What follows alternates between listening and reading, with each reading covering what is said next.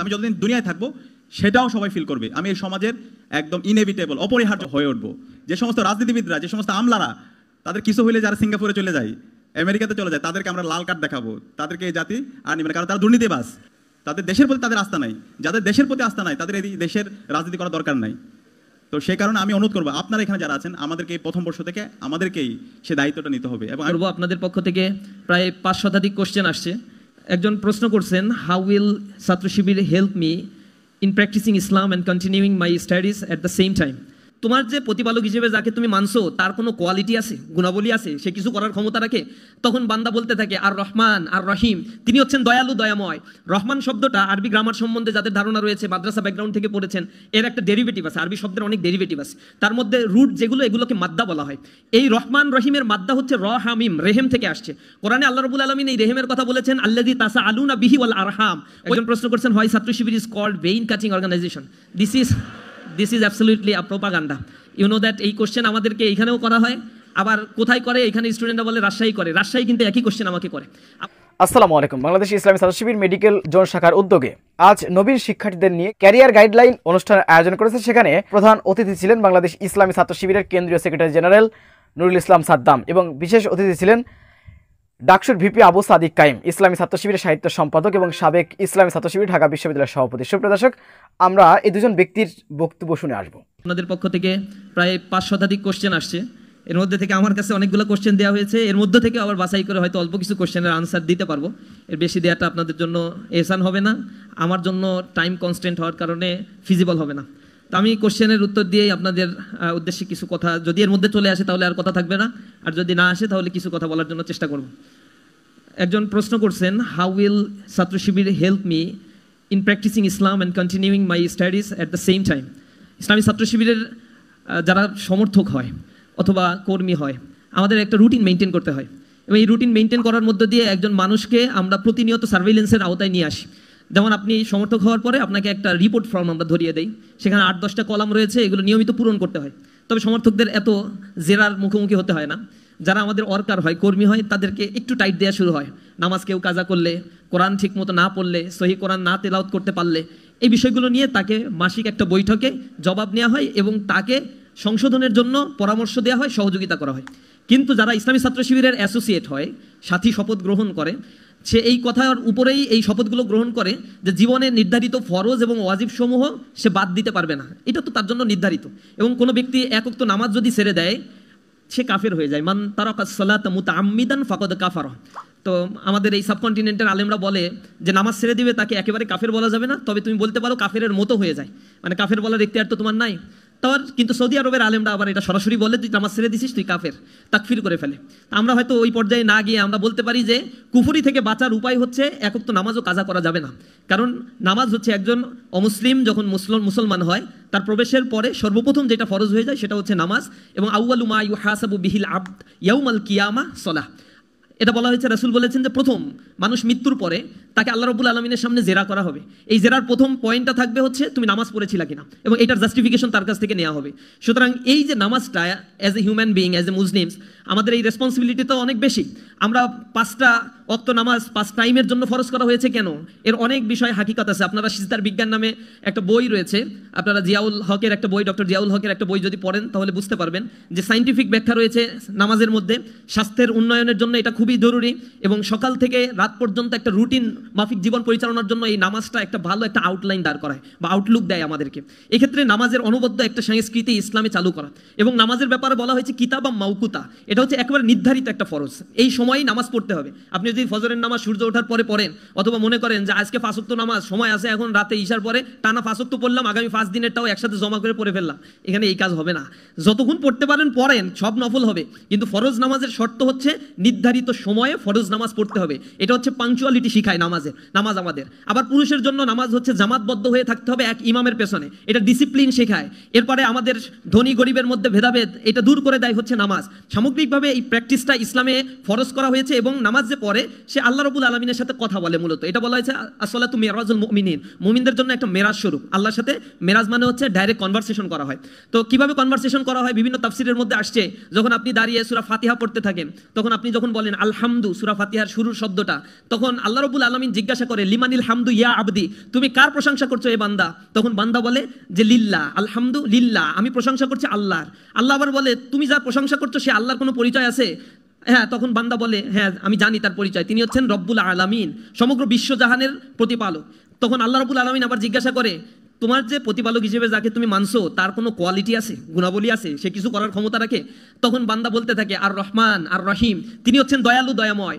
রহমান শব্দটা আরবি গ্রামার সম্বন্ধে যাদের ধারণা রয়েছে, মাদ্রাসা ব্যাকগ্রাউন্ড থেকে পড়েছেন, এর একটা ডেরিভেটিভ আছে। আরবি শব্দের অনেক ডেরিভেটিভ আছে, তার মধ্যে রুট যেগুলো এগুলোকে মাদ্দা বলা হয়। এই রহমান রহিমের মাদ্দা হচ্ছে র হামিম, রেহেম থেকে আসছে।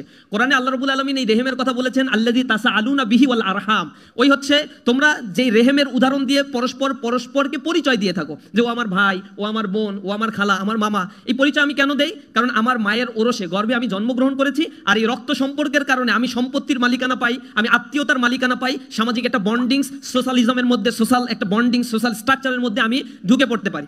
যে এই যে পরিচয়টা আমি দেই, আল্লাহ বলছেন যে ওই জায়গায় সেটাকে যেখানে মানুষকে সংরক্ষণ করে রাখা হয়, একেবারে শুক্র রক্তবিন্দু, এরপরে সেটাকে মাংসপিণ্ড, এরপরে সেটা হাড়ে পরিণত, হাড় থেকে সেটা মানুষের আকৃতিতে গঠন করা, এই সব প্রক্রিয়াটা ঘটে হচ্ছে মানুষের, সেটাকে রেহেম বলে আখ্যায়িত করা হয়, সংরক্ষিত একটা জায়গা। এই জায়গার কথা আল্লাহ রাব্বুল আলামিন উল্লেখ করেছেন এবং সেটাকে রেহেম বলা হয়, র হামিম রেহেম। এই রেহেম হচ্ছে মূল ধাতু, তা থেকে আসছে রহমান আর রহিম। এখন পেটের মধ্যে যখন সন্তান থাকে মায়ের, তার খাদ্য কি থাকে? সন্তানের খাদ্য হচ্ছে নাভির মাধ্যমে রক্ত প্রবাহিত হয়, তার খাদ্য সার্কুলেটেড হয়, এইভাবেই খাদ্য হয়ে তারপরে সন্তানের চোখ হয়, মাথা তৈরি হয়, এরপরে হচ্ছে তার আরো সব বডির স্ট্রাকচারগুলো তৈরি হচ্ছে। তো ওইখানে আসলে এই জন্য মা আবেদন করে কিনা আল্লাহ রাব্বুল আলামিনের কাছে যে আমার সন্তানের 2টা চোখ দিও, নাক দিও একটা, নাকের 2টা ছিদ্র দিও আল্লাহ, দয়া করে কান একটা 2টা দিও, একটা দিও, মানে একটা রেখে তাকে বাদ দিও না। এরকম আবেদন করার দরকার হয় না, কিডনি 2টা দিয়ে দেয় এজন্য আবেদন করতে হয় না, এমনি এমনি এই গঠনটা হয়। তাহলে এই গঠনটা আসলে কে করে? এত সুনিপুণভাবে গঠন, অথচ একটা কিডনি রিপ্লেস করতে, চোখের একটা রেটিনা নষ্ট হয়ে গেলে এরপরে এর জন্য কত কোটি কোটি টাকা খরচ করে ফেলতে হয়, এরপরে পূর্বের অবস্থায় ফেরত আসা যায় না। তা আল্লাহ রাব্বুল আলামিন একেবারেই আল্লাযী খালাকাকা ফাসাওয়াকা ফাআদালাক, যিনি মানুষকে সৃষ্টি করেছেন, সুষমামণ্ডিত করেছেন, ফাআদালাক, তার প্রতি আল্লাহ রাব্বুল আলামিন ন্যায় বিচার করেছেন। অর্থাৎ মানুষকে যে আকৃতিতে ফি আইয়ি সূরাতিন মাশা আর রাক্কাবা, তিনি যেভাবে চেয়েছেন সেভাবেই তৈরি করেছেন। এজন্য কারো দরখাস্তের ধার আল্লাহর ধারার প্রয়োজন হয় না। এখন ওই মায়ের গর্ভাশয়ের মধ্যে, গর্ভের মধ্যে যখন সন্তান লালন পালন হয়, এটার জন্য মায়ের কৃতিত্ব আর কতটুকু রয়েছে? সে তো রাতের বেলায় যখন ঘুমায়, আপনারা ঘুমাতে গেলে একটা দোয়া পড়েন না? দোয়াটা কি? আল্লাহুম্মা বিইসমিকা আমুতু ওয়া আহিয়া, আল্লাহ তোমার নামে আমি মৃত্যুবরণ করতে যাচ্ছি, আমাকে তুমি আবার বাঁচিয়ে দিও। আমুতু মরতে যাচ্ছি, আহিয়া মানে বাঁচাই দিও। এইটা বলেই আমরা কিন্তু ঘুমাতে যাই, এটা হচ্ছে খণ্ডকালীন একটা মৃত্যু। এই যে মৃত্যুবরণ করতে যায়, তখন মায়ের গর্ভের মধ্যে যে সন্তান থাকে, মা উপর হয়ে শুয়ে থাকলে তো সন্তান মরে যাওয়ার কথা, ঠাসা লেগে মরে যাওয়ার কথা, কিন্তু এরকম তো কোনো সন্তান মারা যায় না। তাহলে তার রক্ষণাবেক্ষণের জন্য আল্লাহ রাব্বুল আলামিন ফেরেশতা নাজিল করেন, হাদিসের মধ্যে আসছে 70-এর অধিক ফেরেশতা আল্লাহ রাব্বুল আলামিন দিয়ে তাকে রক্ষণাবেক্ষণ করে থাকেন। তো ওই গর্ভের মধ্যে তার খাদ্য, তার রক্ষণাবেক্ষণের দায়িত্ব যে আল্লাহ রাব্বুল আলামিন যেভাবে গ্রহণ করে, কোনো ব্যক্তি আল্লাহ রাব্বুল আলামিনকে যদি রব হিসেবে গ্রহণ করে নেয়, তাকে যদি রহমান রহিম হিসেবে গ্রহণ করে নেয়, আল্লাহ দুনিয়াতেও তাকে ওইভাবে রিজিকের ব্যবস্থা করেন যেমনি মায়ের পেটের মধ্যে ওই সন্তানকে আল্লাহ রাব্বুল আলামিন নিরাপত্তা এবং রিজিক দান করে থাকে। এই জন্য রবের পরিচয় হচ্ছে রহমান আর রহিম। এটা আরবি পড়লে এই শব্দগুলো যখন কোরআনে তেলাওয়াত করবেন নামাজের মধ্যে, তখন দেখবেন খুব প্রশান্তি মনে হয়। এই যে নামাজের মধ্যে আমি যখন এগুলো পড়ছি, আল্লাহ আমাকে কোশ্চেন করছে, আমি কোশ্চেনের আনসার দিচ্ছি, এমন একটা সুনিপুণ একটা বন্ধুত্ব আল্লাহ রাব্বুল আলামিনের সাথে হচ্ছে। এবং নামাজের মাধ্যমে বান্দা আল্লাহর কাছে সিজদায় গিয়ে বাংলায় চান, আরবিতে চান, হিন্দিতে চান, যা ইচ্ছা চান, সমস্যা নাই। নামাজে সিজদার মধ্যেই চাইতে হবে। নামাজ সালাত বলা হয়, এটা দোয়া। নামাজের পরে আবার উচ্চে পড়ে দোয়া পড়ার দরকার নাই, হাত তুলে দোয়া পড়ার দরকার হয় না। রাসূল এটা করতেন না। নামাজের পরে তিনি তাসবিহ তাহলিল পড়তেন, আর যা বলার সিজদার মধ্যে গিয়ে তাসবিহ তাহলিল পড়ার পরে এরপরে যা ইচ্ছা তাই বলতেন। নামাজের ভিতর থেকে আল্লাহ রাব্বুল আলামিন সব আদায় করে নিতেন, আল্লাহর কাছে বান্দার হকগুলো সব আদায় করে নিতেন। এগুলো আমরা আসলে বুঝি না, নামাজের শব্দের অর্থ পার্টিকেলগুলো আমরা জানি না, এগুলো বুঝতে পারি না। তো ইসলামী ছাত্র শিবির কি করে? এই নামাজের প্রতি লায়াবল করে তোলে একজন স্টুডেন্টকে এবং বলে যে তোমার আত্মার প্রশান্তির জন্য এটা প্রয়োজন। আমি বিভিন্ন দেশে গিয়েছি, চায়নায় গিয়ে আমি দেখেছি সেখানে বিলিয়ন বিলিয়ন ডলারের মেডিটেশন সেন্টার আছে, মানুষের অনেক টাকা আছে, তো চোখ ধাঁধালো ডেভেলপমেন্ট আছে, কিন্তু মানুষ সুইসাইড করে, পৃথিবীতে বাঁচতে চায় না। জার্মানিতে সুইসাইড করার জন্য সুইসাইড স্কোয়াড আছে আলাদা, এখানে গিয়ে তারা ইচ্ছা মতো সুইসাইড করতে পারে। মৃত্যুকে আলিঙ্গন করে নেয়, চোখ দাদানো ইউরোপের জলসতা তাদের ভালো লাগছে না, এর মূল কারণটা হচ্ছে আসলে তাদের আত্মার যে খোরাকটা, খাদ্যটা, এটা থেকে তারা বঞ্চিত হয়ে বস্তুবাদী একটা সংস্কৃতি তাদেরকে জৈবিক চাহিদা পূরণের জন্য কিছু উপাদান দেয়, কিন্তু আত্মার পরিশুদ্ধতা এবং প্রশান্তি তাদেরকে দান করতে পারে না, যার ফলে তারা পৃথিবীতে আর সাস্টেন করতে চায় না, বেঁচে থাকতে চায় না।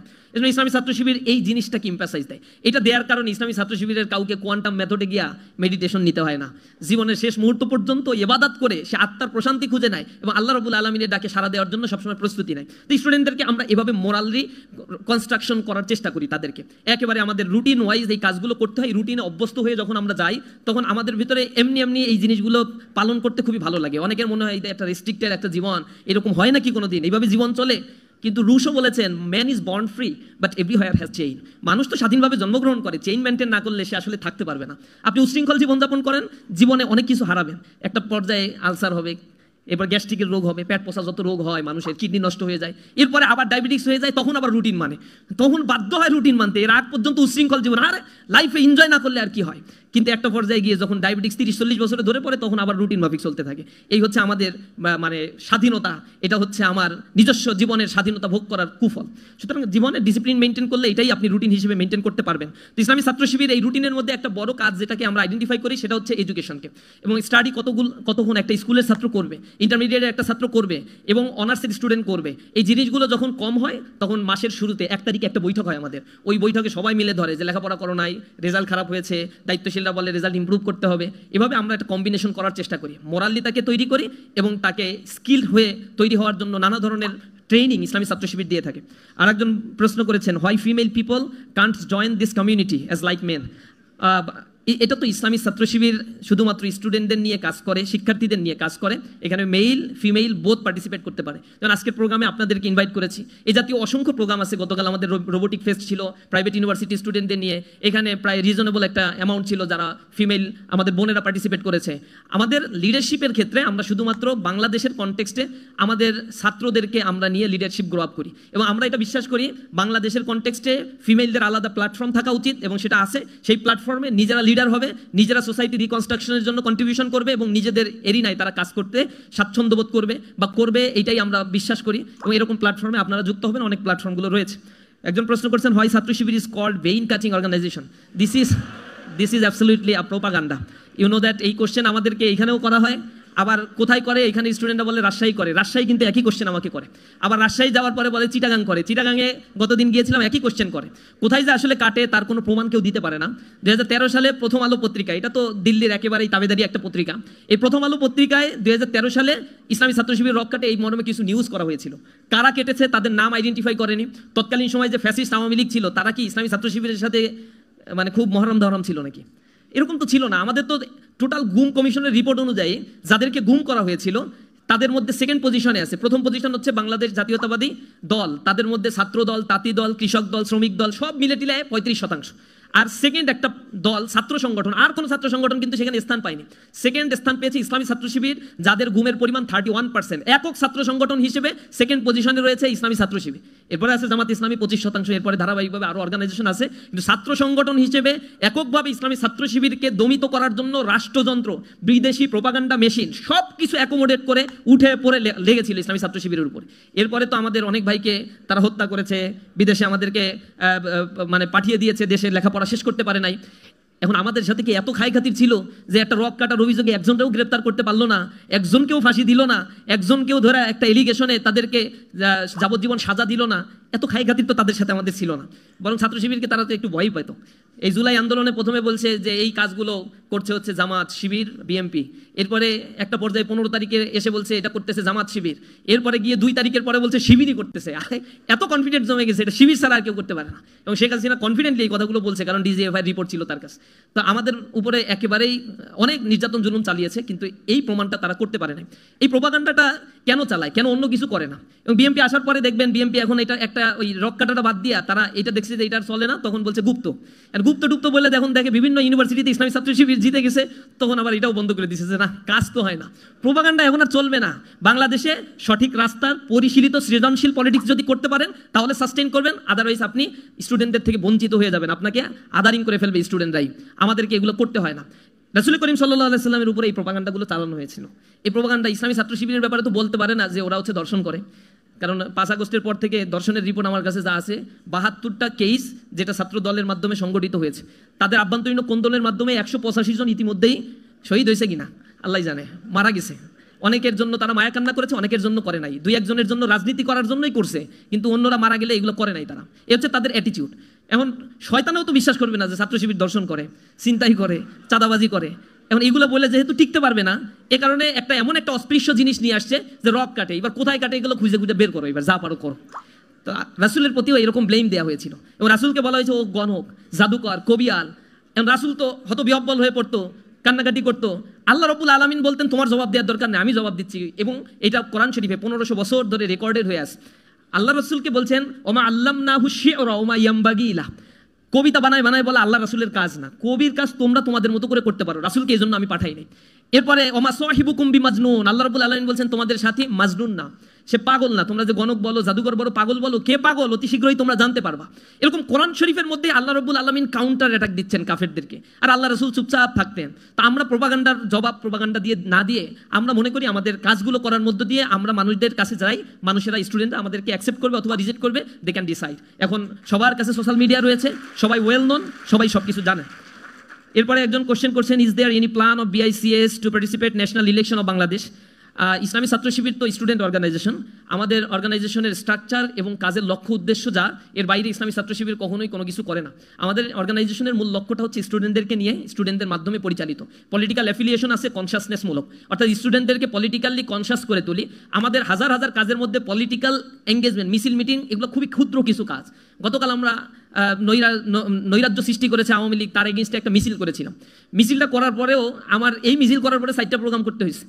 এরপরে সন্ধ্যার সময় গিয়ে বিকাল থেকে সারাদিন আবার চলছে রোবোটিক ফেস্ট, কেন্দ্রীয় সভাপতি সেইখানে। মানে আমাদের মিছিল করি একটা, সারা দেশে এরপরে কিন্তু শত শত প্রোগ্রাম চলছে। আমাদের যদি প্রোগ্রামের পার্সেন্টেজ হিসাব করেন তাহলে 100%-এর মধ্যে 10% হয়তো পলিটিক্যাল এঙ্গেজমেন্ট আমাদের আছে, 90% আমরা কাজ করি আমাদের সেলফ ইমপ্রুভমেন্টের জন্য, আমাদের একাডেমিক ইমপ্রুভমেন্টের জন্য। সুতরাং পলিটিক্যাল অ্যাফিলিয়েশনটা আমাদের নাই, কিন্তু পলিটিক্যাল কনসাসনেস এবং যে কোনো ধরনের ক্রাইসিসে আমরা রাস্তায় দাঁড়িয়ে প্রতিবাদ করি আমাদের স্টুডেন্টদের নিয়ে। সেই ক্ষেত্রে ইলেকশন কেউ করতে চাইলে ইসলামী ছাত্র শিবির থেকে বিদায় নেওয়ার পরে সেই ইলেকশন করবে। এবং হোপফুলি বাংলাদেশে এবার সাবেক ছাত্র শিবিরের যারা দায়িত্বশীল ছিল, কেন্দ্রীয় পর্যায়ের লিডার ছিল, তার মধ্যে 280 জন এবার ইসলামী ছাত্র শিবির সাবেক যারা ইমিডিয়েট বিদায় নিয়েছে বা নিকট অতীতে বিদায় নিয়েছে, তাদের মধ্যে এবার ইলেকশন করবেন, সেই সুযোগটা আছে এবং ভাইয়েরা এটা করছেন। একজন কোশ্চেন করছেন, আপনারা কি সর্বজনীন সংস্থা মুসলিমদের জন্য, ধরুন আপনারা যে কোরআন শিক্ষা সেশন করেন কর্মীদের জন্য, সেটা একজন সমর্থক কি করতে পারবে না?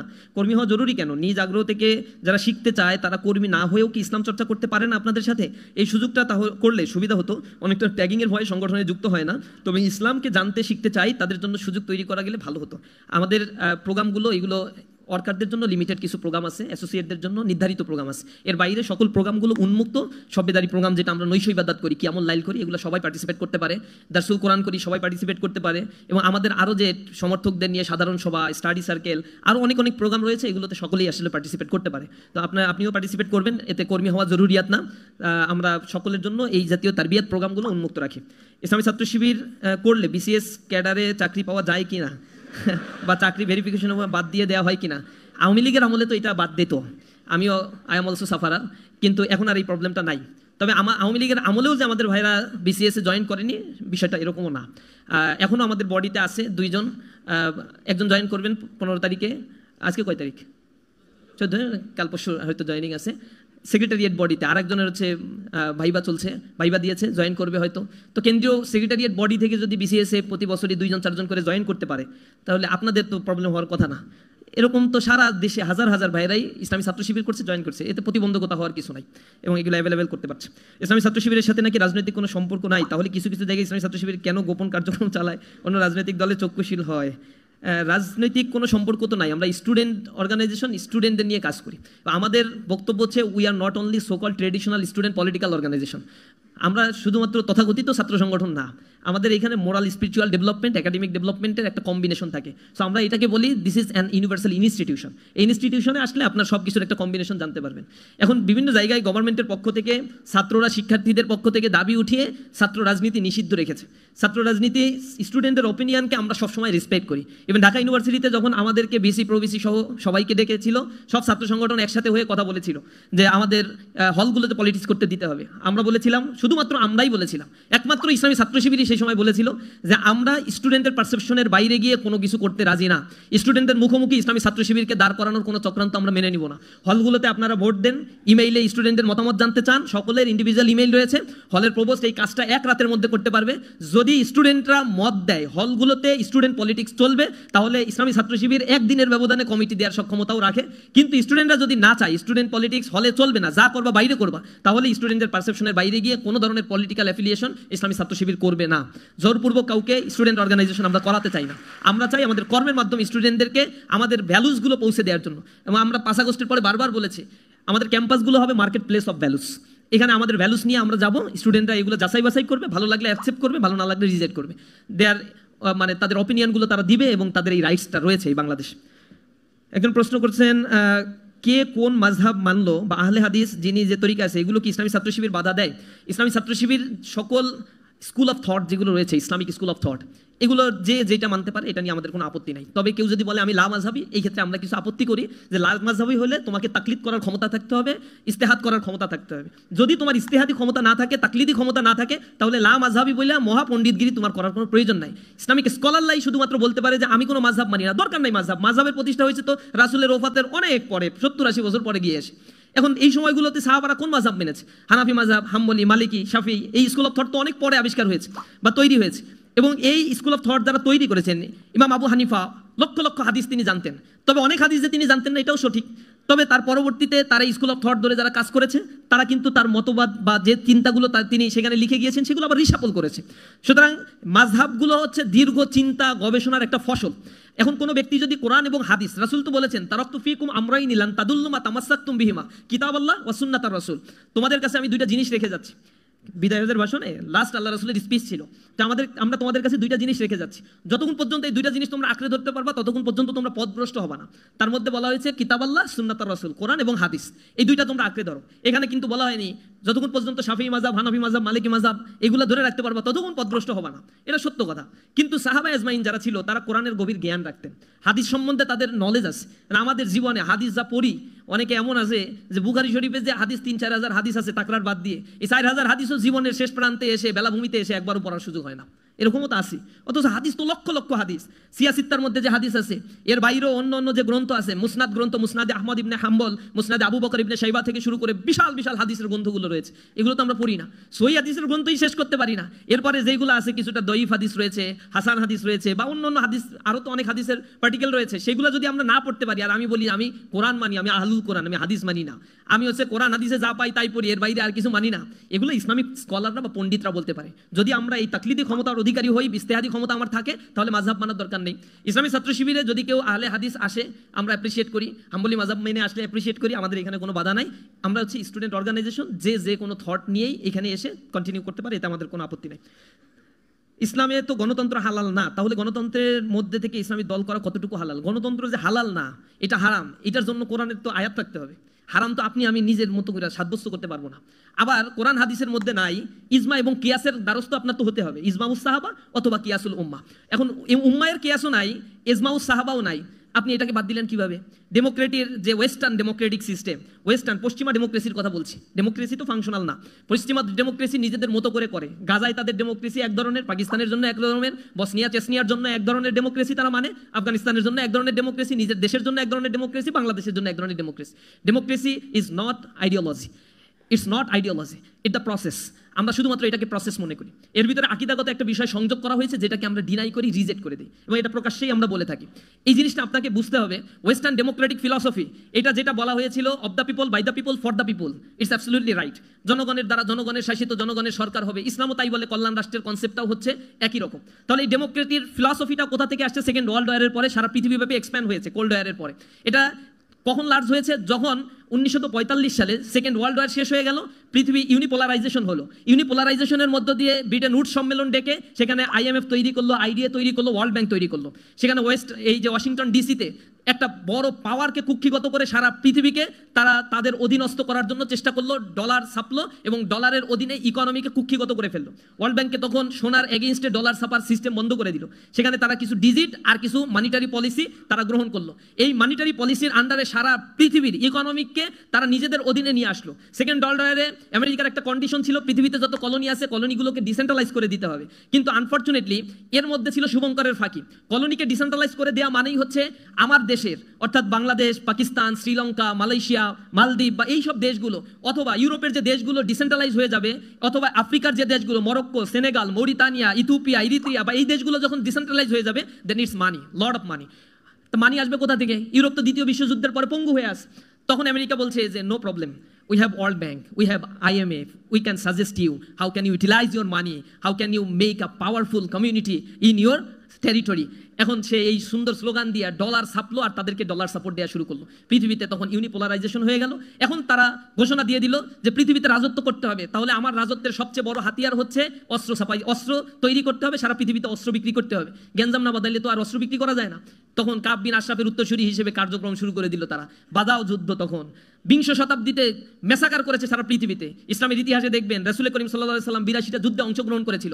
এই 82টা যুদ্ধের কিছু বলা হয় গাজওয়া, কিছু বলা হয় সারিয়া। গাজওয়াগুলো হচ্ছে রাসূল সরাসরি যে যুদ্ধে অংশগ্রহণ করেছেন, সারিয়া হচ্ছে যে যুদ্ধে রাসূল অংশগ্রহণ করেন নাই কিন্তু অভিযান প্রেরণ করেছেন। টু সাম এক্সটেন্ট 82টা যুদ্ধে আল্লাহ রাসূল অংশগ্রহণ করেছিলেন এবং কাফের এবং মুসলমান মিলে প্লাস মাইনাস করে সেখানে 1171 জন মানুষ মারা গিয়েছিল এবং শহীদ হয়েছিল। শহীদের সংখ্যা মুসলমানদের, কাফেররা মারা গিয়েছিল। এই দুইটা যোগ করে সর্বসা করলে ইতিহাসবিদরা 1300 পর্যন্ত পায়। অথচ 20 শতাব্দীতে যারা সভ্যতার কথা বলে, এই সিভিলাইজেশনের কথা বলে, 20 শতাব্দীতে অন্তত 14টা বড় বড় হলোকাস্ট ম্যাসাকার সংগঠিত করেছিল, যেখানে মানে ইথনিক ক্লিনজিং করেছিল, তারা গণহত্যা করেছিল। সেইখানে এই গণহত্যার উদাহরণ আপনারা জান, কম্বোডিয়ায় খেমার রোজের নেতৃত্বে কি হয়েছিল, রুয়ান্ডায় পল পটের নেতৃত্বে 30 লক্ষ মানুষকে বেয়নেট দিয়ে খুঁচিয়ে খুঁচিয়ে মারা হয়েছিল। মানুষ মারছে, গুলি করে না, যে গুলি খরচ হয়ে গেলে শেষ হয়ে যাবে অস্ত্র, এ কারণে বেয়নেট দিয়ে খোঁচায় মারো, তাতে কোনো সমস্যা নাই। এটা হচ্ছে পল পটের নেতৃত্বে রুয়ান্ডায় গণহত্যার ঘটনা। ইন্দোনেশিয়ার বার্লিতে গণহত্যা ঘটনা হয়েছিল, হলোকাস্ট হয়েছিল, first world war, second world war, cold war. এর মধ্য দিয়ে সারা পৃথিবীতে হত্যা যজ্ঞ করে কোটি কোটি বনি আদমকে পৃথিবী থেকে তারা বিদায় করেছিল। এরপরে ম্যানমেড ডিজাস্টার তো আসেই। আবার 21 শতাব্দী, যেটাকে সভ্যতার যুগ বলা হয়, এই সভ্যতার যুগেও শুরু থেকে এই পর্যন্ত এত এত হত্যাযজ্ঞ তারা সংগঠিত করেছে। গাজায় আপনারা প্যালেস্টাইনের চোখের সামনে দেখতে পাচ্ছেন, ছোট্ট একটা স্টেপে 12 লক্ষ মানুষ বসবাস করে, প্রায় 1 লক্ষের কাছাকাছি মানুষকে তারা হত্যা করে ফেলছে। পৃথিবী নীরব। This is their modernisation, civilisation. এই সিভিলাইজেশনকে আমরা ঘৃণা করি, ঘৃণা বরে প্রত্যাখ্যান করি। তাদের চরিত্র হচ্ছে ডেমোক্রেসি, সেইখানেই তারা দিবে যেই ডেমোক্রেসিটা তাদের জন্য ফলপ্রসূ হয়। তারা পাকিস্তানের জন্য ডেমোক্রেসি ফাংশন করতে দিবে না, কারণ পাকিস্তানের ডেমোক্রেসি হলে নিউক্লিয়ার ওয়েপন্স রয়েছে, পৃথিবীর মধ্যে সে অনেক পাওয়ারফুল হয়ে যাবে। এ কারণে ডেমোক্রেসি তাদের কাছে হচ্ছে সিলেক্টিভ। এই জন্য আমরা ডেমোক্রেসিকে ওয়েস্টার্ন ডেমোক্রেসি বলছি। ওয়েস্টার্ন ডেমোক্রেসি লুফলস আছে।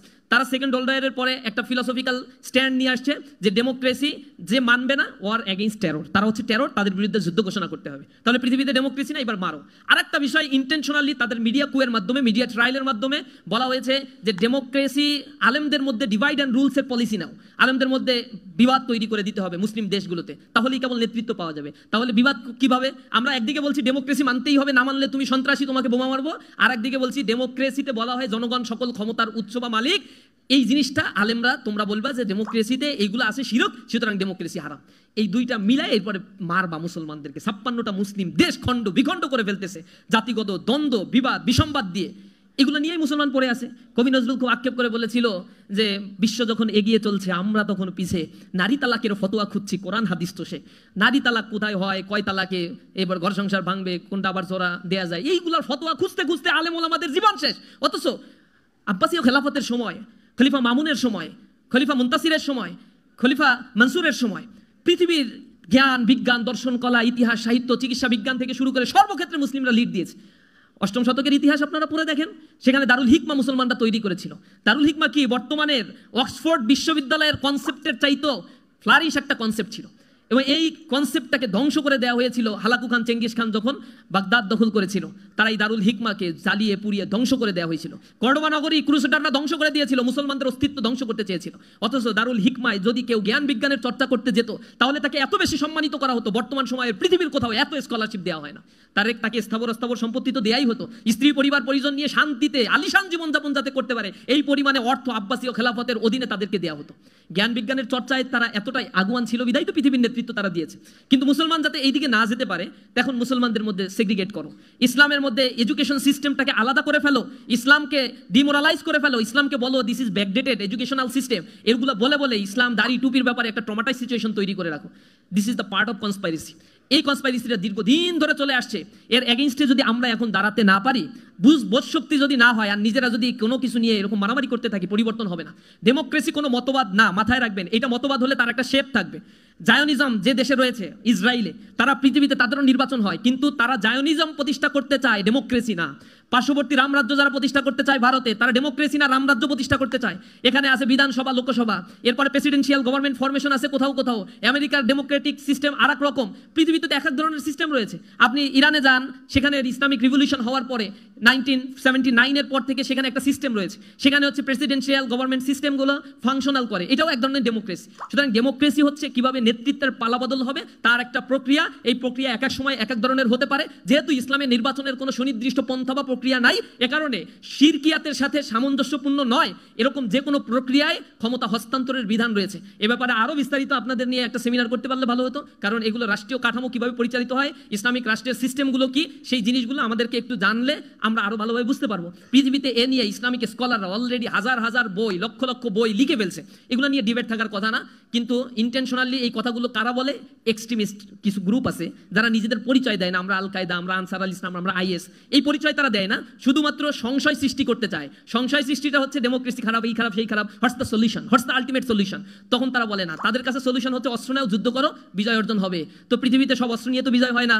বাংলাদেশের এই যে গভর্নমেন্ট ফরমেশন হইলো, এক গভর্নমেন্ট বিশাল প্রতাপশালী একটা মাফিয়া বিদায় নিল, সেটা কি অস্ত্রের এগেইনস্টে অস্ত্র দিয়ে? নো, পিপলের পারসেপশনের মাধ্যমে। নেপালে বিজয় পরিবর্তন হয়েছে, শ্রীলঙ্কায় পরিবর্তন হয়েছে, এগুলো তো রিসেন্ট নিকট অতীতের ইতিহাস। এরপরে যখন ইসলামিক রিভলিউশন হলো, শিয়া সুন্নির মতবাদের কথা আমি বলছি না, ইরানে তখন হয়েছিল মানুষ নেমে গিয়েছিল, অস্ত্রের এগেইনস্টে দাঁড়িয়ে গিয়েছিল, ক্ষমতা পারসেপশন পরিবর্তন হয়েছে। সুতরাং যারা বলে অস্ত্রই একমাত্র সমাধান, তারা রাসূলের জীবনী এবং সিস্টেমগুলো আসলে ঠিকঠাক মতো ফলো করতে পারছে না। এটা আমাদের মানহাজ। আমাদের মানহাজ হচ্ছে এমন যে আমরা মানুষের কাছে ইসলামের দাওয়াত পৌঁছে দিব, whether they receive or they reject.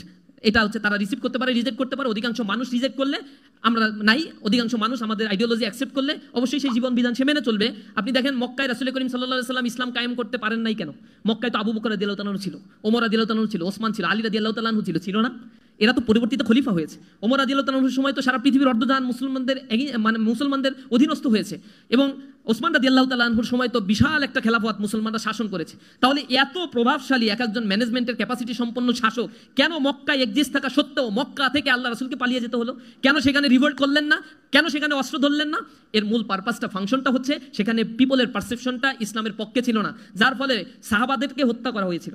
Sumaiya রাদিয়াল্লাহু তাআলা আনহা, দাস, তার সন্তান, তার স্বামী ইসলাম ধর্ম গ্রহণ করেছে, দাস শ্রেণী, তাদের কোনো মূল্য ছিল না সোসাইটিতে। তারা শুধুমাত্র বলেছে লা ইলাহা ইল্লাল্লাহ। এরপরে তাদেরকে বেঁধে রাখা হয়েছে, নির্যাতন করা হচ্ছে। রাসূল নির্যাতনের খবর শুনে তাদেরকে দেখতে গেল একদিন, দেখে দূর থেকে আল্লাহ রাসূল তাকিয়ে আছে আর দাড়ি মোবারক ভিজে যাচ্ছে, টপ টপ করে চোখের পানি পড়ছে। আল্লাহ রাসূল আর কোনো কথা বলতে পারছে না। একটা পর্যায়ে বিদায় নেওয়ার সময় আল্লাহ রাসূল বলছে, ইসবির ইয়া আহলে সুমাইয়া ইন্নাল্লাহা মা'ানা, হে সুমাইয়ার পরিবার ধৈর্য ধারণ করো, আল্লাহ তোমাদের সাথে আছেন। রাসূল চলে আসছেন। এরপরে সুমাইয়া রাদিয়াল্লাহু তাআলা আনহাকে বলল যে তোর এখানে যদি মুহাম্মদ সাল্লাল্লাহু আলাইহি ওয়াসাল্লামকে বেঁধে রাখি আর তোকে মুক্তি দিই, তুই কেমন লাগবে? সুমাইয়া রাদিয়াল্লাহু তাআলা আনহা শরীরের সকল শক্তি একত্রিত করে মুখ থেকে থুতুগুলো জড়ো করে ওই নরপিচাসের মুখে নিক্ষেপ করলো। সাথে সাথে বর্ষার আঘাতে সুমাইয়া রাদিয়াল্লাহু তাআলা আনহাকে শহীদ করা হলো, ইসলামের প্রথম শহীদ। তার এগেইনস্টে কোনো মিছিল মিটিং তো আল্লাহ রাসূল করেন নাই, কারণ তার সক্ষমতা তখন ছিল না, এবং পাবলিকের পারসেপশনও মক্কায় সেভাবে তৈরি হয়নি। সুতরাং কাফেরদের বিরুদ্ধে জিহাদের ডাক, অস্ত্র নিয়ে নেমে পড়া, এগুলো কোনো অনুমোদনই ছিল না। রাসূলের সিস্টেমটা ছিল হচ্ছে ক্রোনোলজিক্যালি প্রপোর্শনেট রেটে আল্লাহ রাসূল এগিয়েছেন। মদিনায় গিয়ে 6ষ্ঠ হিজরির পরে এরপরে রাসূল করিম সাল্লাল্লাহু আলাইহি ওয়াসাল্লাম পারমিশন পেয়েছেন যুদ্ধ করার জন্য। যখন মদিনা রাষ্ট্র তৈরি হয়েছে, রাষ্ট্রের বিরুদ্ধে যুদ্ধ করবে, রাষ্ট্রের এগেইনস্টে গিয়ে পলিসি মেকিং করবে, কিন্তু আমি কার বিরুদ্ধে যুদ্ধ করব? যারা এই ডেমোক্রেসির কথা বলে তারা কোনো সলিউশন দেয় না। আলটিমেট তাদের কথাটা হচ্ছে অস্ত্র নিয়ে নামতে হবে। আমরা এই মানহাজে বিশ্বাস করি না। আমরা মনে করি দাওয়াতের মাধ্যমেই মানুষের কাছে গিয়ে ইসলামের কথাগুলো বলতে হবে, এবং তারা অ্যাকসেপ্ট করলে একটা পরিবর্তন হবে ইনশাআল্লাহ। একজন প্রশ্ন করছেন, অন্যান্য ছাত্র সংগঠনের সাথে ছাত্র শিবিরের সম্পর্ক কেমন? খুবই ভালো সম্পর্ক, সবাইকে আমরা দাওয়াত দেই সব প্রোগ্রামে, অনেকে আসে অনেকে আসতে পারেন না পলিটিক্যাল কারণে, সবাইকে দাওয়াত দেওয়া হয়। ছাত্র শিবির সবাই তাদের হেদায়েত নিয়ে এত চিন্তিত কেন? সবাই তাদের হেদায়েত নিয়ে চিন্তিত কেন? এমন কি হতে পারে না যে শিবির হেদায়েতের পথে নেই? আপনার কি মনে কখনো প্রশ্ন এসেছে? আল্লাহ না, এটা তো আমি তো কেউ বলতে পারি না যে আমি জান্নাতে যাব।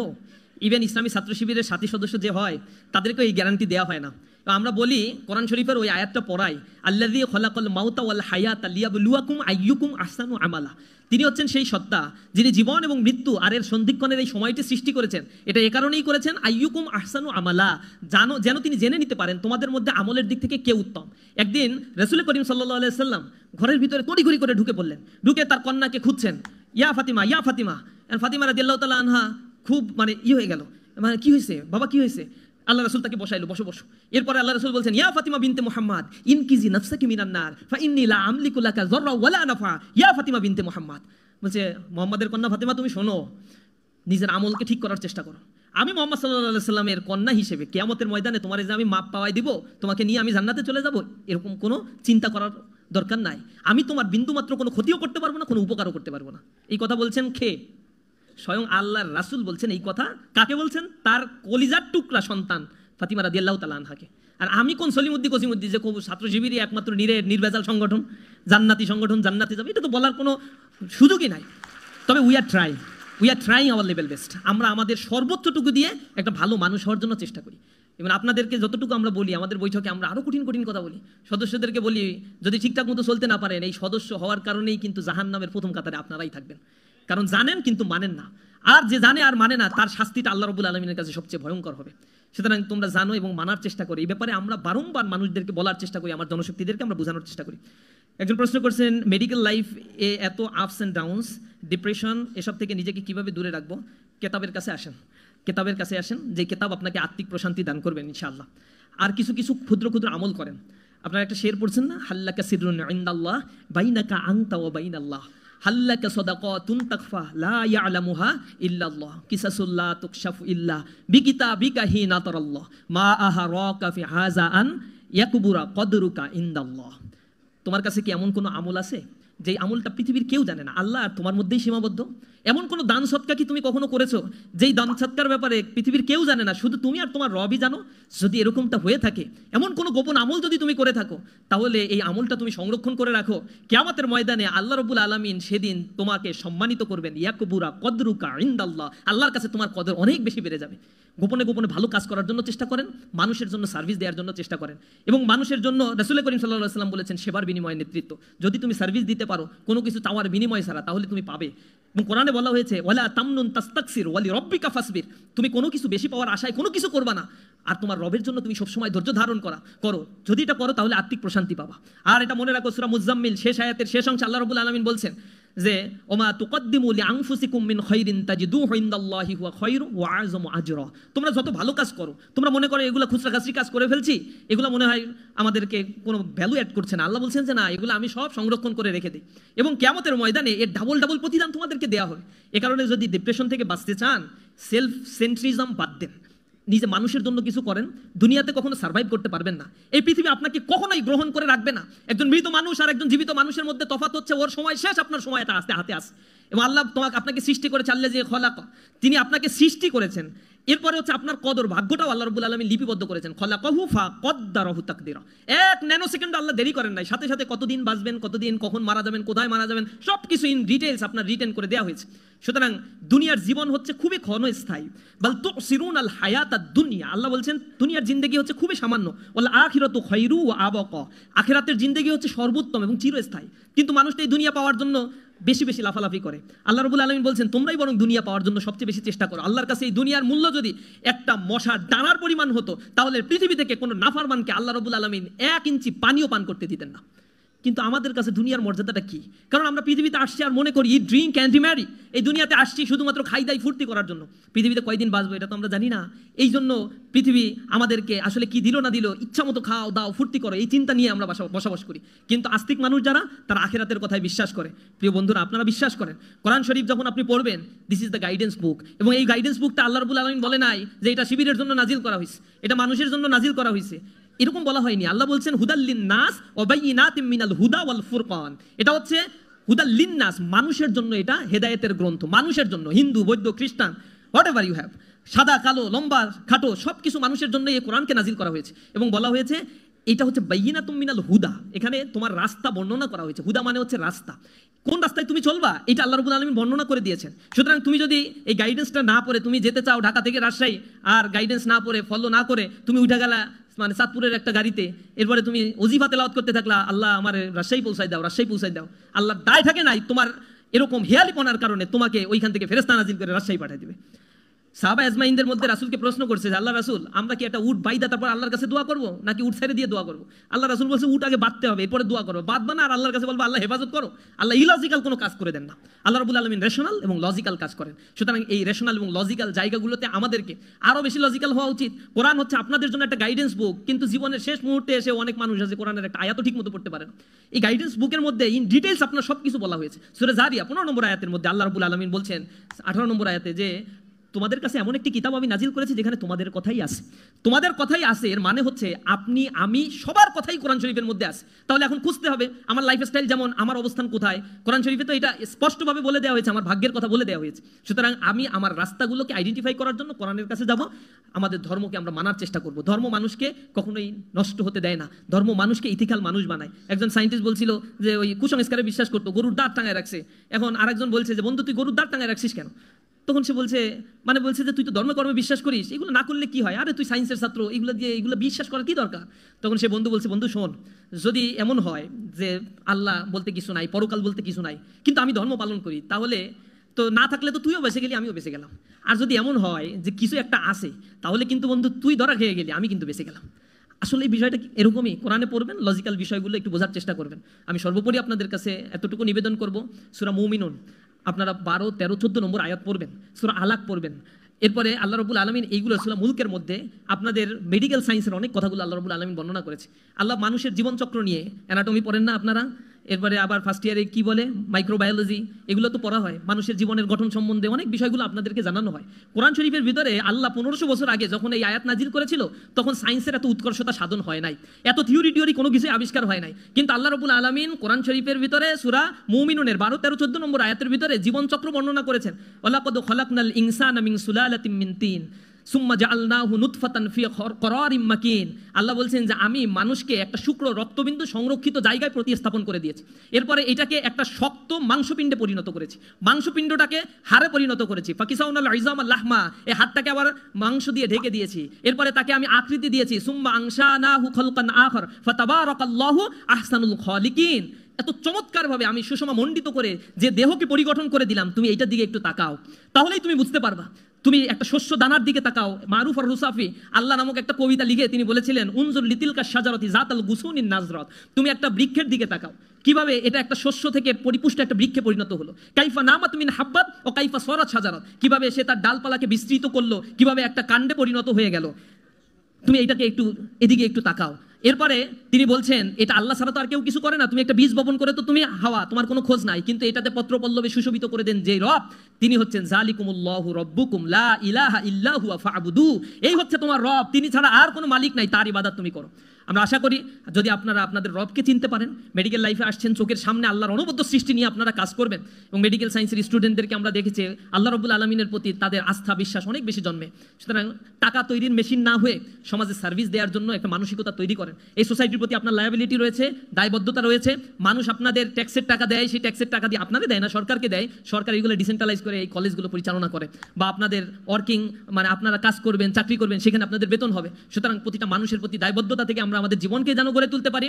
আপনাদের একটি চমৎকার জীবনের এই যাত্রাপথে ইসলামী ছাত্র শিবির আপনাদের জন্য প্রাণ ঢালা দোয়া করে, অভিনন্দন জানাই। আমরা সবাই মিলে একটি সমৃদ্ধের বাংলাদেশ গড়ে তুলব। এই দেশটাকে পৃথিবীর সামনে মাথা উঁচু করে দাঁড়াতে গেলে এ দেশের যুব শ্রেণীকে, যুব শক্তিকে গড়ে উঠতে হবে, সুসংগঠিত হতে হবে, এবং আমরা পারবো ইনশাআল্লাহ। আমরা এই বাংলাদেশের চিত্র পরিবর্তন করে সারা পৃথিবীর দরবারে এটাকে উচ্চ মর্যাদা সম্পন্ন মানবিক একটি দেশ হিসেবে গড়ে তোলার আহ্বান জানিয়ে আমার কথা শেষ করছি। হাযা মা ইনদি ওয়া ইলমু ইনদাল্লাহি আলাইহি তাওয়াক্কালতু ওয়া ইলাইহি উনীব। 15 জুলাই খুনি হাসিনা এবং তার পেটোয়া বাহিনী, নিষিদ্ধ ঘোষিত ছাত্রলীগ যখন ঢাকা বিশ্ববিদ্যালয়ে নিরস্ত্র আমাদের ভাই বোনদেরকে মেরে রক্তাক্ত করেছিল, তখন মেডিকেল জোনের, বিশেষ করে মেডিকেল জোন ছাত্র শিবিরের ভাইরা সবার আগে আমাদের পাশে এসে দাঁড়িয়েছিল। আমরা যখন মেডিকেলে ট্রিটমেন্টের জন্য যাচ্ছিলাম তাদেরকে বিভিন্ন জায়গায় নিয়ে যাওয়া, এবং ওই সময়ে যে পরিমাণ রোগী ছিল ঢাকা মেডিকেলে, তখন আমি নিজেই ছিলাম, আমাদের যে পরিমাণ রোগী ছিল সেই পরিমাণ ডাক্তার ছিল না। এবং ছাত্রলীগের সন্ত্রাসীরা ফিলিস্তিনে, আপনারা জানেন ইসরায়েলিরা যেভাবে ফিলিস্তিনে মুসলমানদের উপরে, ফিলিস্তিনিদের উপরে হাসপাতালে যেভাবে হামলা করে, ঠিক একইভাবে 15 জুলাই ছাত্রলীগের সন্ত্রাসীরা সেদিন হাসপাতালে দফায় দফায় হামলা করেছিল ঢাকা মেডিকেলে। ওই সময়ে মেডিকেল জোনে আমাদের যারা দায়িত্বশীলরা ছিল তাদের সাথে আমি কন্টিনিউ যোগাযোগ করছিলাম। ওই সময়ে আমাদের আহত ভাই এবং বোনদের ট্রিটমেন্টের ব্যবস্থা করা, এবং যাদের সিভিয়ার অবস্থায় আছে তাদেরকে বিভিন্ন প্রাইভেট মেডিকেলগুলোতে, ক্লিনিকগুলোতে নিয়ে যাওয়াতে সহযোগিতা করা এবং তাদের ট্রিটমেন্টের ব্যবস্থা করা, এই সামগ্রিক কাজে তদারকি করেছেন আমাদের মেডিকেল জোন ছাত্র শিবির শাখার দায়িত্বশীল ভাইরা।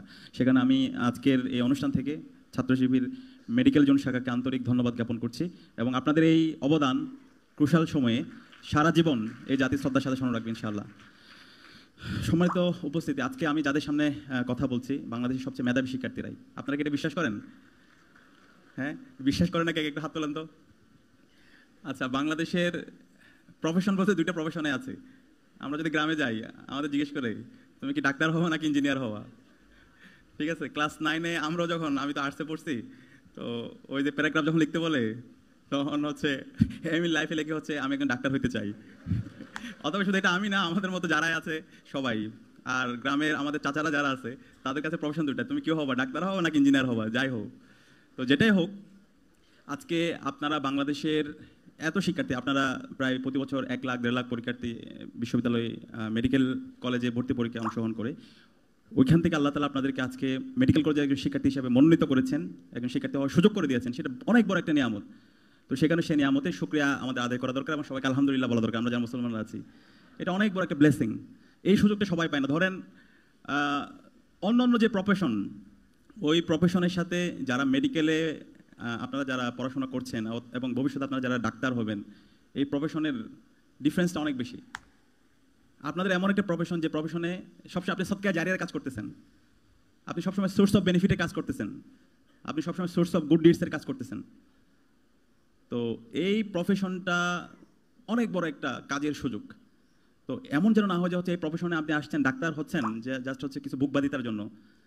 আপনার হচ্ছে অনেক গাড়ি থাকবে, বাড়ি থাকবে, গুলশানে আপনি বাড়ি করবেন, কানাডায় আপনি সেটেল হবেন, আমেরিকা আপনি সেটেল হবেন, এরকম যেন ভোগবাদিতা না থাকে। এই যে ইনশাল্লাহ কয়েকজন বলছেন, তো এই ভোগবাদিতা যদি আপনি করেন, হইতে পারে আপনার গাড়ি হবে, বাড়ি হবে, গুলশানে আপনি বাড়িঘর করবেন, আপনার কানাডায় আমেরিকাতে বিভিন্ন জায়গায় বড় বড় বাড়িঘর করবেন, কিন্তু এই বাড়িঘর আপনার প্রশান্তির কারণ হবে না, আপনার অশান্তির কারণ হবে। আমি কি বুঝাইতে পারছি? কিন্তু আপনার যদি নিয়ত থাকে যে আমি ডাক্তার হব সমাজের কল্যাণের জন্য, মানবতার কল্যাণের জন্য, এবং আমি যতদিন বেঁচে থাকবো এই সমাজে, আমি যতদিন থাকবো আমি সমাজের সোর্স অফ বেনিফিটের কারণ হব, এই সমাজের মানুষরা আমার থেকে কল্যাণ পাবে, আমি সদকা জারিয়ার কারণ হব, এই নিয়তটা যদি থাকে তাহলে আপনার মাধ্যমে মানুষ কল্যাণও পাবে, উপকারও পাবে, একই সাথে আপনার বাড়িও হবে, গাড়িও হবে, আপনি যাই চান সব কিছুই হবে।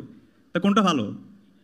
কিন্তু আমরা বিগত ফেসিবাদে আমলে দেখতে পেয়েছি এই খুনি হাসিনা এবং তার দোসররা, তাদের উদ্দেশ্যটা ছিল সবসময় এটা, তারা বাড়ি করতে চায়, গাড়ি করতে চায়, এবং দেশের বাইরে তারা অনেক সম্পত্তি তারা জমিয়েছিল, যে কারণে আজকে তারা এই দেশ থেকে পালাইছে না?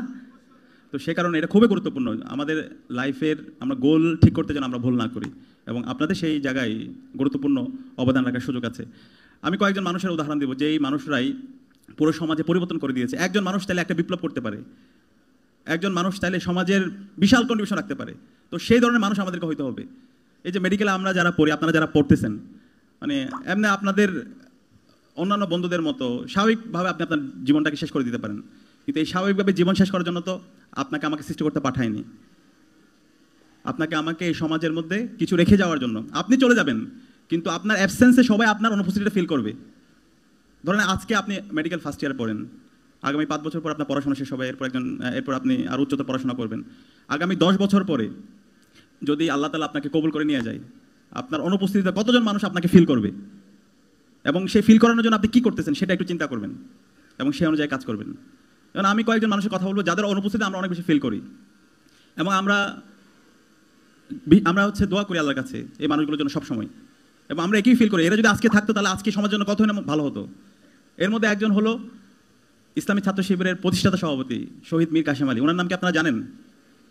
আচ্ছা, তো মীর কাশেম আলী ভাই তিনি এই ইসলামী ছাত্র শিবিরের মতো এত বড় সংগঠন প্রতিষ্ঠা করেছেন 1977 সালে 6 ফেব্রুয়ারি ঢাকা বিশ্ববিদ্যালয় কেন্দ্রীয় মসজিদ থেকে।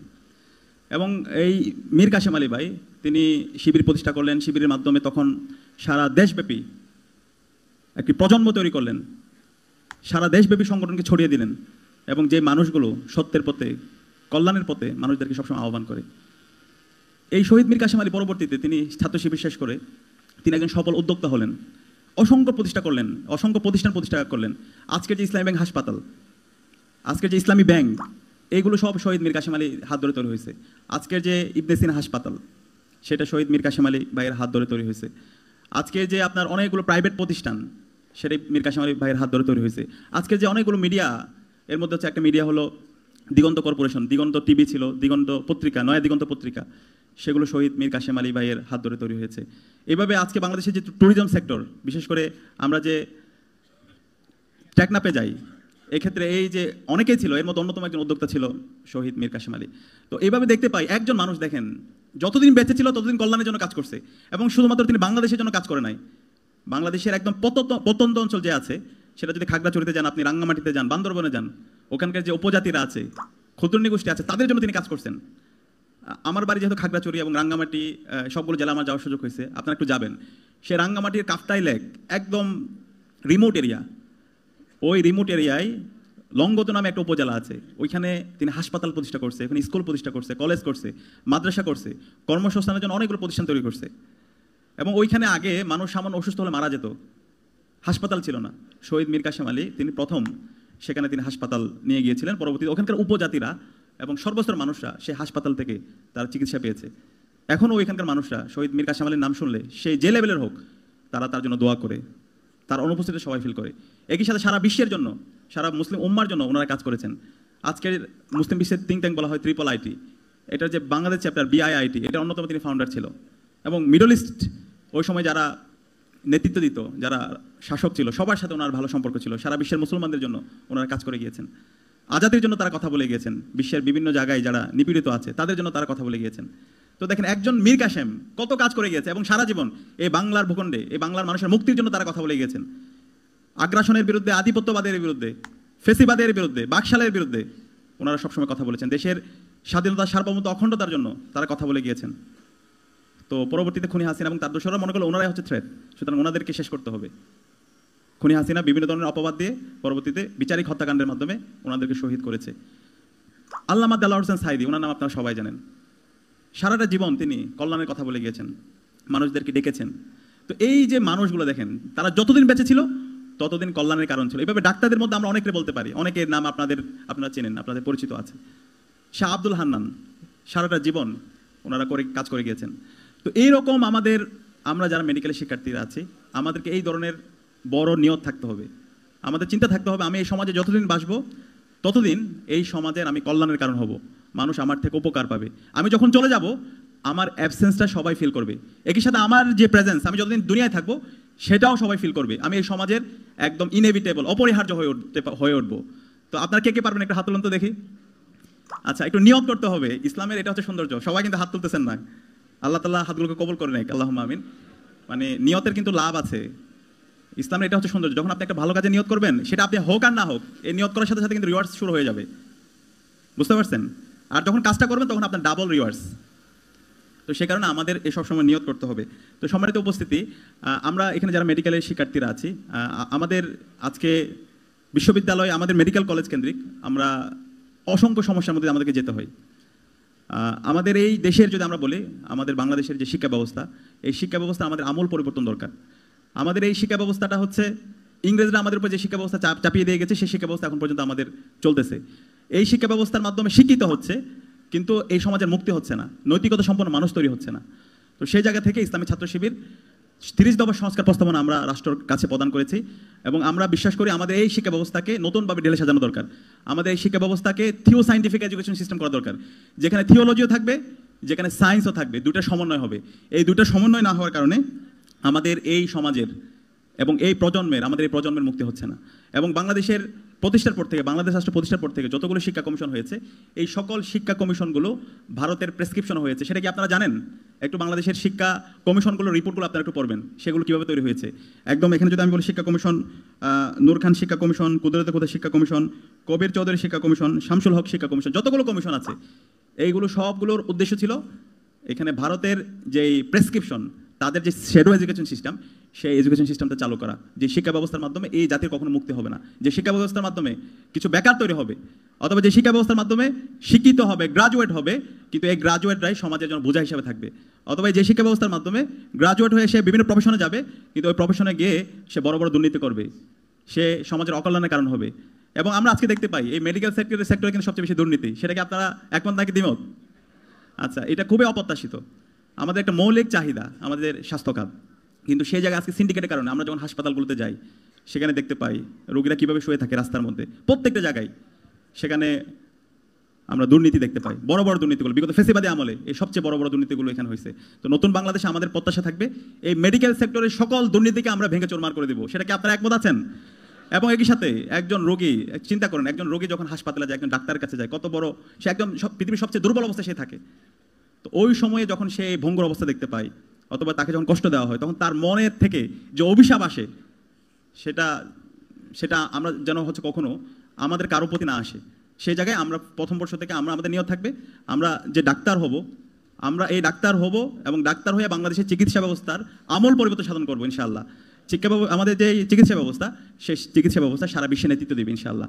আজকে আমাদের দেশের রাজনীতিবিদদেরকে আমরা দেখতে পাই তারা চিকিৎসার জন্য চলে যাওয়া হচ্ছে সিঙ্গাপুরে, যাদের আর সামর্থ্য আছে তারা চলে যাওয়া হচ্ছে আমেরিকাতে। তো কিন্তু আমরা আমাদের দেশের আমাদের চিকিৎসা ব্যবস্থাকে এমন অবস্থায় নিয়ে আসবো যার মাধ্যমে আমাদের দেশের সবাই আমাদের এই দেশে যারা চিকিৎসা নেবে ইনশাআল্লাহ। তো সেই চিকিৎসা ব্যবস্থা আমূল পরিবর্তন করার জন্য আপনাকে নেতৃত্ব দিতে হবে, আসমান থেকে ফেরেশতা তো আসবে না ভাই। এই যে প্রথম বর্ষে যারা আপনারা আছেন ঢাকার মেডিকেলগুলোর, আপনারা যদি সেই দায়িত্ব নেন, আপনারা যদি সেই ট্রাস্ট অর্জন করাইতে পারেন, তাহলে ইনশাআল্লাহ সম্ভব। এবং একই সাথে যে সমস্ত রাজনীতিবিদরা, যে সমস্ত আমলারা, তাদের কিছু হইলে যারা সিঙ্গাপুরে চলে যায়, আমেরিকাতে চলে যায়, তাদেরকে আমরা লাল কার্ড দেখাবো, তাদেরকে এই জাতি আর নিবে না, কারণ তারা দুর্নীতিবাজ, কারণ তাদের নিজের দেশের প্রতি তার আস্থা নাই। কারণ আমি বিশ্বাস করি এই বাংলাদেশে সবচেয়ে মেধাবীরাই, সবচেয়ে ভালো ভালো প্রফেশনাল, তারা হচ্ছে ভালো ভালো চিকিৎসকরা আছে, কিন্তু তারা চলে যায় ভারতে, তারা চলে যায় সিঙ্গাপুরে, তারা চলে যায় আমেরিকাতে। তাদের দেশের প্রতি তাদের আস্থা নাই। যাদের দেশের প্রতি আস্থা নাই তাদের এই দেশের রাজনীতি করার দরকার নাই। তো সেই কারণে আমি অনুরোধ করবো আপনারা এখানে যারা আছেন আমাদেরকে এই প্রথম বর্ষ থেকে আমাদেরকেই সে দায়িত্বটা নিতে হবে, এবং আমি বিশ্বাস করি আপনাদের পক্ষে সেটা সম্ভব ইনশাআল্লাহ। প্রিয় উপস্থিতি, আজকে আমরা যেই অবস্থার মধ্যে দিয়ে যাচ্ছি, আজকে আমাদের বিপ্লব পরবর্তী 1.5 বছর পার করছি, আজকে ক্যাম্পাসগুলোতে শিক্ষার পরিবেশ ফিরে এসেছে, কিন্তু বিগত ফেসিবাদী আমলের কথাগুলো আমাদের একটু স্মরণ রাখা দরকার। বিগত ফেসিবাদী আমলে বাংলাদেশের প্রতিটি ক্যাম্পাসগুলো এক একটা ক্যান্টনমেন্ট ছিল, এক একটা কনসেন্ট্রেশন ক্যাম্প ছিল, নিষিদ্ধ ঘোষিত ছাত্রলীগের সন্ত্রাসীরা প্রতিটি ক্যাম্পাসে ক্যাম্পাসে গণরম গ্যাসরম কালচার, শিক্ষার্থীদের উপর নির্যাতন নিপীড়নের মাধ্যমে শিক্ষার্থীদের সকল অধিকারকে হরণ করেছিল। প্রতিটি ক্যাম্পাসে ক্যাম্পাসে আমরা দেখতে পেয়েছি মেডিকেল কলেজগুলোতে রক্তের জঞ্জরানি। আমরা সেই ধরনের ক্যাম্পাস আর দেখতে চাই না। আপনারা কি একমত? আমাদের জুলাইয়ের শহীদরা জীবন দিয়েছে প্রতিটি ক্যাম্পাসে ক্যাম্পাসে শিক্ষার পরিবেশ নিশ্চিত করার জন্য, শিক্ষার্থীদের সকল সংকটগুলোকে দূর করার জন্য, শিক্ষার্থীরা প্রথম বর্ষ থেকে যেন সে চমৎকার একটা পড়াশোনার পরিবেশ পায়, তার যেন গবেষণার পরিবেশ থাকে, তার যেন স্বাস্থ্যের নিরাপত্তা থাকে, তার যেন খাদ্যের নিরাপত্তা থাকে, এবং সবার জন্য একটা নিরাপদ ক্যাম্পাস হিসেবে গড়ে ওঠে। সেই ধরনের ক্যাম্পাস বিনির্মাণ করার জন্য প্রথম বর্ষে আপনারা এখানে যারা আছেন আপনাদেরকে শপথবদ্ধ হতে হবে। আপনারা যদি সবসময় ঐক্যবদ্ধ থাকেন, অন্যায়ের প্রতিবাদ করেন, সবসময় ন্যায়ের পক্ষে থাকেন, ইনসাফের পক্ষে থাকেন, তাহলে ক্যাম্পাসে আর কখনো ফেসিবাদ আসবে না। তা আপনারা কি সবসময় একমত থাকবেন ইনশাআল্লাহ? ইনশাআল্লাহ। এবং সেই জায়গায় ইসলামী ছাত্র শিবির সবসময় আপনাদের পক্ষে থাকবে। ইসলামী ছাত্র শিবির যদি কোনো ভুল করে, কারো উপর জুলুম করে, তাহলে আমি কথা দিচ্ছি আপনারা অন্যায়ের এই প্রতিবাদ তো করবেন, আপনাদের সাথে আমরাও থাকবেন ইনশাআল্লাহ। এবং একই সাথে যেই জুলুম করবে সেই জুলুমের বিরুদ্ধে আপনারা সবসময় প্রতিরোধ করবেন। একই সাথে এখানে আমরা যারা উপস্থিত আছি, আমরা শুধু আমাদের নিজেদেরকে নিয়ে ভাবলে হবে না,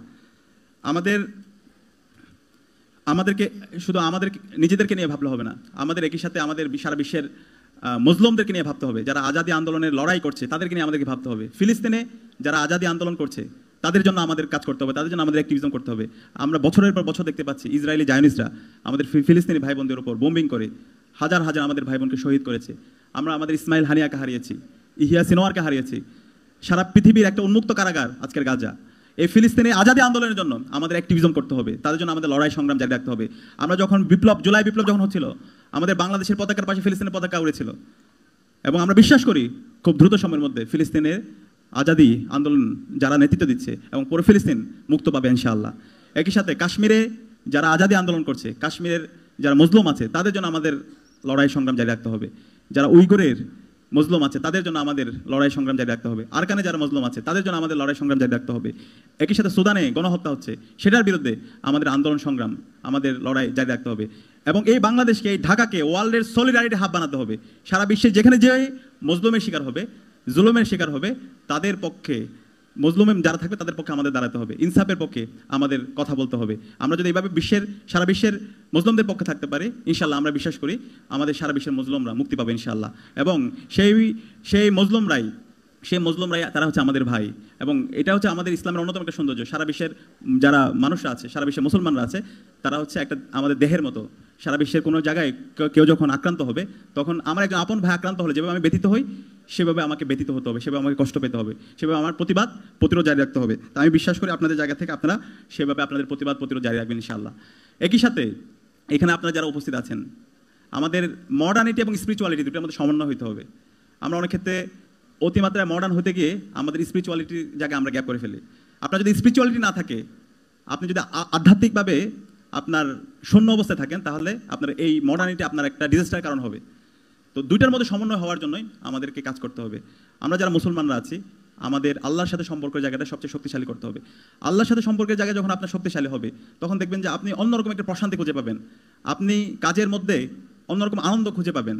আল্লাহ তাআলা কোরআনের মধ্যে বলেছেন, ইয়া আইয়ুহাল্লাযীনা আমানু ইসতাঈনু বিস-সাবরি ওয়াস-সালাহ ইন্নাল্লাহা মা'আস সাবিরিন। আল্লাহ পাক সুবহানাহু ওয়া তাআলা বলেছেন, হে বিশ্বাসীরা, তোমরা আমার কাছে সালাত এবং সবরের মাধ্যমে সাহায্য প্রার্থনা করো। নিশ্চয়ই আল্লাহ তাআলা ইন্নাল্লাহা মা'আস সাবিরিন, ধৈর্যশীলদের সাথে আছেন। তো সে কারণে আল্লাহর সাথে সম্পর্কের জায়গাটা যত বেশি শক্তিশালী করা যায়, সেটা তত বেশি আল্লাহ তাআলা আপনাকে সম্মানিত করবে, মর্যাদার আসনে আসীন করবে। আপনি যদি সকালবেলাটা ফজরের নামাজ দিয়ে শুরু করতে পারেন, একই সাথে যদি আপনি একটু কোরআন অধ্যয়ন করতে পারেন, হাদিস অধ্যয়ন করতে পারেন, তাহলে আপনার দিনটা অনেক প্রশান্তিময় হয়ে উঠবে। আমরা অনেক ক্ষেত্রে অনেক পরিশ্রম করি, কিন্তু আল্লাহর সাথে সম্পর্ক জায়গায় গ্যাপ হয়ে যাওয়ার কারণে আমার কাঙ্ক্ষিত লক্ষ্য সেখানে আমরা পৌঁছাইতে পারি না। তো সেখানে আমি আপনাদেরকে অনুরোধ করবো, এখন প্রথম বর্ষ থেকে আপনাদের পুরো সময় পড়ে আসতে, আপনি যাই করেন আল্লাহর সাথে সম্পর্কের জায়গাটা, স্পিরিচুয়ালিটির জায়গাটা কোনোভাবে যেন গ্যাপ না হয়, সেই জায়গায় আপনি খেয়াল রাখবেন। তাহলে কি হবে, আপনার একটা চমৎকার ইনফ্লুয়েন্সিয়াল ক্যারিয়ারও হবে, একই সাথে ইনফ্লুয়েন্সিয়াল ক্যারেক্টার হবে। এই দুটো সমন্বয় যখন হবে, তখন আপনি যেখানে যাবেন সেখানে আল্লাহ তাআলা আপনাকে মর্যাদা এবং সম্মানের আসনে আসীন করবে ইনশাআল্লাহ। এবং আমাদের এই জীবনের যে বললাম, আমাদের এই জীবনের মূল মাকসাদটা ঠিক করতে হবে। আমি যাই হই না কেন, আমি ডাক্তার হব, আমি হচ্ছে অথবা এখান থেকে অনেকে সরকারি আমলা হবেন, যাই হন, আমার মূল উদ্দেশ্য থাকবে এই সমাজের কল্যাণ হওয়া, এই সমাজের মানবতার মুক্তির জন্য কাজ করা, এই মানুষের সারা বিশ্বের আজাদির জন্য যারা কাজ করতেছে তাদের পক্ষে থাকা, সবসময় ইনসাফের পক্ষে থাকা, জালেমের বিরুদ্ধে কথা বলা এবং মজলুমের পক্ষে থাকা।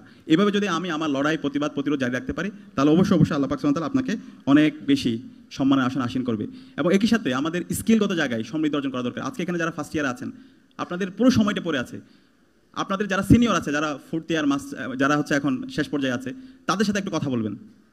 অনেক ক্ষেত্রে দেখবেন যে তাদের হতাশায় কাটাতে হয়। আজকে আমাদের দেশে দেখতে পাই অনেকে সুসাইড করে, হয় বেকারত্বের কারণে সুসাইড করে। তো এটা যেন না হয়, এই প্রথম বর্ষ থেকে যে আপনার অবারিত সময়, এখন থেকে যেন আপনার একটা হচ্ছে ইয়ার ভিত্তিক পরিকল্পনা থাকে, বর্ষভিত্তিক পরিকল্পনা। আপনার প্রথম বর্ষে আপনি কী করতে চান, দ্বিতীয় বর্ষে কী করতে চান, তৃতীয় বর্ষে কী করতে চান, প্রত্যেকটা ইয়ার ভিত্তিক আপনার যেন একটা পরিকল্পনা থাকে। সেই পরিকল্পনা আলোকে আপনি যদি আপনি নিজেদেরকে তৈরি করতে পারেন, তাহলে দেখবেন যে হচ্ছে আপনার যখন পড়াশোনা শেষ হবে, আপনার হতাশা কাজ করবে না। আপনার স্কিলগত জায়গায় সব দিক দিয়ে, সফট স্কিল বলেন, সব ধরনের স্কিলগুলো আপনার অর্জন হবে এবং সারা বিশ্বে নেতৃত্ব দেওয়ার মতো আপনি সক্ষমতা এবং সামর্থ্য আপনি অর্জন করবেন ইনশাআল্লাহ। একই সাথে আজকে বাংলাদেশ ইসলামী ছাত্র শিবিরের একটা আয়োজন, মেডিকেল জোনের যে আয়োজন, এই আয়োজন করা হচ্ছে শিবিরে যোগ দেওয়ার জন্য অথবা শিবিরকে ভালো বলার জন্য, কোনোটার জন্য আমরা আজকে আয়োজনটা করি নাই। সেটা কি আপনারা একমত? মানে আজকের এই আয়োজনটা কি জন্য করা হয়েছে আপনাদেরকে নিয়ে? মানে শিবিরে যোগ দেওয়ার জন্য করা হয়েছে? আচ্ছা, না শিবিরকে এখানে কেউ যোগ দেওয়ার দরকার নেই। আপনারা কেউ যদি শিবিরে যোগ না দেন কোনো সমস্যা নেই। আজকের এই আয়োজনটা করার মূল উদ্দেশ্য হচ্ছে আপনারা যে প্রথম বর্ষের শিক্ষার্থী, আপনাদের যে অবারিত সুযোগ আছে এবং আপনার দায়িত্ব কর্তব্য কি সেটা, এবং একজন নাগরিক হিসাবে, দেশের নাগরিক হিসাবে এবং বাংলাদেশের সবচেয়ে মেধাবী শিক্ষার্থী হিসাবে আপনার দায়িত্ব এবং কর্তব্য কি, দেশের প্রতি আপনার কি অবদান রাখা দরকার সেটাকে স্মরণ করে দেওয়ার জন্য। এরপর আপনার ইচ্ছা, আপনি শিবির করেন অথবা শিবিরকে নিয়ে সমালোচনা করেন, সেটা নিয়ে আমাদের কোনো চিন্তা নাই, ঠিক আছে? আমরা চাই আপনারা দেশে নেতৃত্ব দেন, দেশের মানুষের মুক্তির জন্য কাজ করেন, এই অঞ্চলের মানুষের মুক্তির জন্য কাজ করেন এবং সত্যিকার অর্থে সৎ, দক্ষ, আদর্শ মানুষ হিসেবে আপনাদের নিজেদেরকে তৈরি করেন এবং প্রফেশনাল জায়গায় আপনার সাউন্ড হন। তো এইটা হইতে পারলে আমাদের ইসলামী ছাত্র শিবিরের মূল উদ্দেশ্যটা হাসিল হয়ে যাবে। ইসলামী ছাত্র শিবিরের উদ্দেশ্যটাই হলো এটাই, একটি তরুণ প্রজন্ম তৈরি করা, যারা দেশের স্বাধীনতা, সার্বভৌমত্ব, অখণ্ডতার জন্য কথা বলবে, যারা সৎ, দক্ষ, আদর্শ, দেশপ্রেমিক হিসেবে নিজেদেরকে তৈরি করবে, যারা মানবতার মুক্তির জন্য কাজ করবে, যারা সারা বিশ্বের মুসলিমদের জন্য যারা কাজ করবে। তো সেই ধরনের যদি একটা প্রজন্ম তৈরি হয়ে যায় তাহলে ইসলামী ছাত্র শিবির সাকসেসফুল, এবং সেই জায়গায় যারাই কাজ করবে, এই প্রজন্ম তৈরি করার জায়গায় যারাই কাজ করবে তাদের সাথে ইসলামী ছাত্র শিবির আছে ইনশাআল্লাহ। এবং ইসলামী ছাত্র শিবিরের জায়গা থেকে আমরা যে কাজগুলো করছি কয়েকটা প্রস্তাবনা আমি জাস্ট আপনাদের সামনে হাজির করবো। ইসলামী ছাত্র শিবিরের অসাধারণ একটি রিপোর্ট সিস্টেম আছে যেটা খুবই সাইন্টিফিক। একজন ছাত্র নিজেকে তৈরি করার জন্য, তার লাইফটাকে ব্যালেন্স করার জন্য এই রিপোর্টটা রাখলে তার সেলফ ডেভেলপমেন্ট ইন্ডেক্সে ক্রমাগত ঊর্ধ্বমুখী হবে। সেই রিপোর্ট বইটা দেখছেন কে একটা হাত তুলুন তো এখানে। আচ্ছা, অনেকেই দেখেছেন। আমি সবাইকে অনুরোধ করবো এই রিপোর্ট বইটা একটু রাখার জন্য, খুবই সাইন্টিফিক। আমি যদি আমার কথা বলি, আজকে আমরা এই পজিশনে আসা, এই ক্ষেত্রে ইসলামী ছাত্র শিবির অসাধারণ আমার জন্য অবদান রেখেছে। তো এই রিপোর্ট বইয়ের মধ্যে আপনার 24 ঘন্টা আপনার হিসাব থাকবে, আপনি মাস শেষে আপনার পর্যালোচনা করতে পারবেন, আপনার পড়াশোনা এবং স্পিরিচুয়ালিটি দুটার মধ্যে কোঅর্ডিনেশন হবে। একজন মুসলমান যদি হয় আপনাকে রেগুলার কোরআন পড়তে হবে, হাদিস অধ্যয়ন করতে হবে, আপনাকে রেগুলার 5 ওয়াক্ত নামাজ পড়তে হবে, আপনাকে সামাজিক কাজ করতে হবে, পত্রপত্রিকা পড়তে হবে, এবং দিন শেষে রাতে আপনি ঘুমানোর সময় আপনার নিজের আত্মপর্যালোচনা, সেলফ ক্রিটিসিজম, আপনার কোন কোন জায়গায় ভুল হয়েছে, কোন কোন জায়গায় আপনার গ্যাপ হয়েছে, সেগুলো কীভাবে ডেভেলপমেন্ট করা যায় এবং আগামীর জন্য আপনি কীভাবে নিজেকে প্রস্তুত করবেন, সে আলোকে আপনার এই সকল প্ল্যানগুলো সাজানো।